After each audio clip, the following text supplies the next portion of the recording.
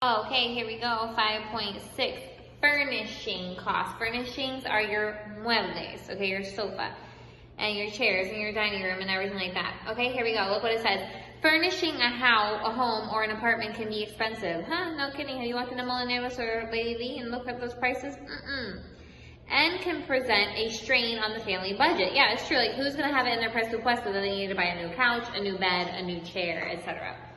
If several large items are needed at once, buy only the items that are a must, a complete necessity, and gradually buy other items as finances allow. You might consider renting a furnished apartment until some money can be set aside to buy your own furnishings. So that is an option. You can look for apartments that come with the furniture. Such apartments are a little more expensive, but are usually worth the extra cost if you have little or no furnishings. Buying several appliances and pieces of furniture on the installment plan while also making rent or mortgage payments and possibly car payments is apt to be too much for the average income earner. Learning to save money for your household furnishings and pay cash to avoid the high interest charges. Please pay cash, you guys. Please don't go into Molineuros and take out a préstamo, meaning like you're going to pay for 6 months, pay for a year on furniture, unless it's an absolute necessity, okay? You can do a lot of things plastic until you get your stuff that you need, okay? Learning to save money, etc. Some stores have a policy of 90 days, same as cash, and will allow 3 monthly payments with no interest. Okay, so you will find places that will say, okay, you can pay within 3 months, and it's not a préstamo. It's just you pay in 3-month installments and there's no interest involved. Find those places and buy from there, okay? If you know you can make the payments, the 90-day plan is a good one to use. Once you have purchased your household furnishings, you must still be prepared for maintenance and repairs.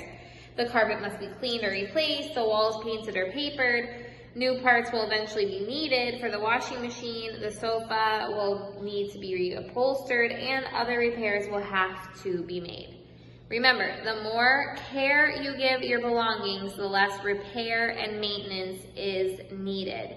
Even now, as you live with your parents, you should take care of the furnishings in your room and throughout your house. Your house is more than an investment. It is a place to show God's love and to be hospitable. Okay, which is super true. You can use your house as a huge ministry. It says in it says in Acts 2:46, and they, continuing daily with one accord in the temple and breaking bread from house to house, did eat their meat with gladness and singleness of heart. Okay, cool. Look at number 1. Mr. and Mrs. Douglas are considering buying a used sofa for $150 and having it reupholstered for $320. Find the total cost of the sofa. Okay, so they buy it for $150 and they get it recovered for $320. Add it up. Okay, I'm not gonna write that one down. $470 is the cost. And then look at example number 2. 2 ways to do this. If you want to do it using the Saxon way or you want to do it using this book's way, I agree with this book. It's easier. But anyway, I'm going to show you both ways in case the other one's not sticking in your head.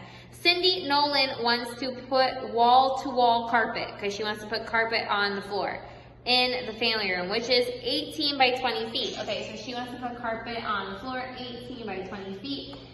That in feet is going to be 360 feet. But look what it says. The cost of the carpet is $22.95 per square yard, okay? Per square yard. This is in feet, this is in square feet, you need it in square yards. Now look, what we would usually do with Saxon is what? 360 feet, because it's squared, times feet, yard, right? That's what we would do to get the square done. 3 feet. So you go 360 divided by 3 divided by 3. What Saxon says is, a square yard is 9 square feet.